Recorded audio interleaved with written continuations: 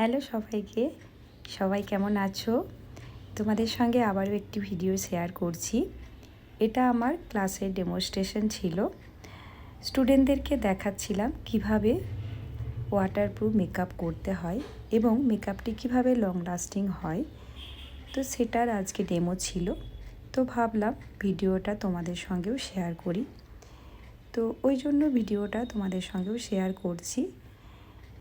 তোমরা ভিডিওটা শেষ অবধি দেখলে বুঝতে পারবে কিভাবে আমি একটি ওয়াটার বেস মেকআপ করেছি এবং কি কি প্রোডাক্ট আমি ইউজ করেছি সেগুলিও সব আমি ভিডিওতে শো করেছি। তো অবশ্যই ভিডিওটি তোমরা শেষ অবধি দেখবে এবং দেখার পর জানাবে ভিডিওটি কেমন হয়েছে। এবং কেউ যদি তোমরা এইভাবে ওয়াটারপ্রুফ মেকআপ করো এবং সেই মেকআপটা কতক্ষণ তোমাদের লাস্টিং করে সেটাও তোমরা জানিও কমেন্ট করে। আমার ভিডিও দেখে কেউ যদি উপকৃত হও সেটিও কমেন্ট করো।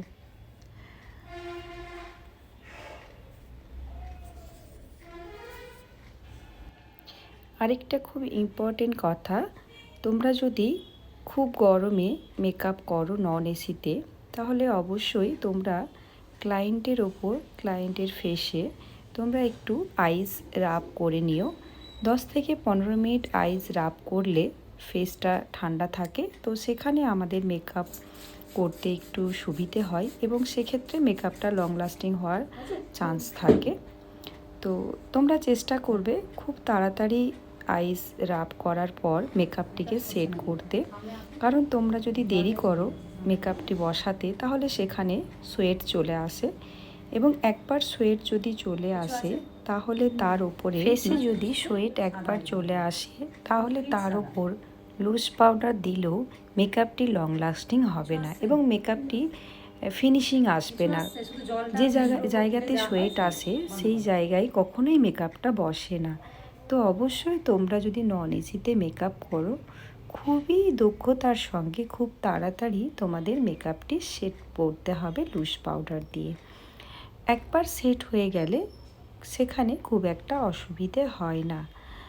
তো এটা আমার এক্সপিরিয়েন্স থেকে বললাম।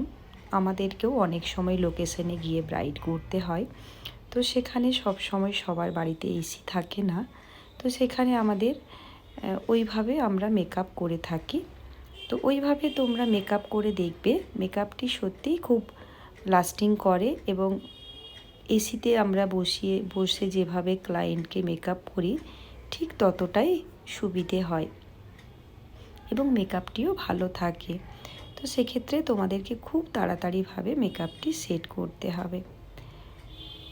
তো এখানে দেখো আমার মেকআপটা প্রায় কমপ্লিটের মুখে। পুরো ভিডিওটা তো করা সম্ভব না, অনেক লম্বা হয়ে যায়। তো এটা দেখো ফাইনাল লুক। তো এই লুকটি যদি ভালো লাগে তোমাদের তাহলে অবশ্যই কমেন্ট করো এবং অবশ্যই শেয়ার করে দিও।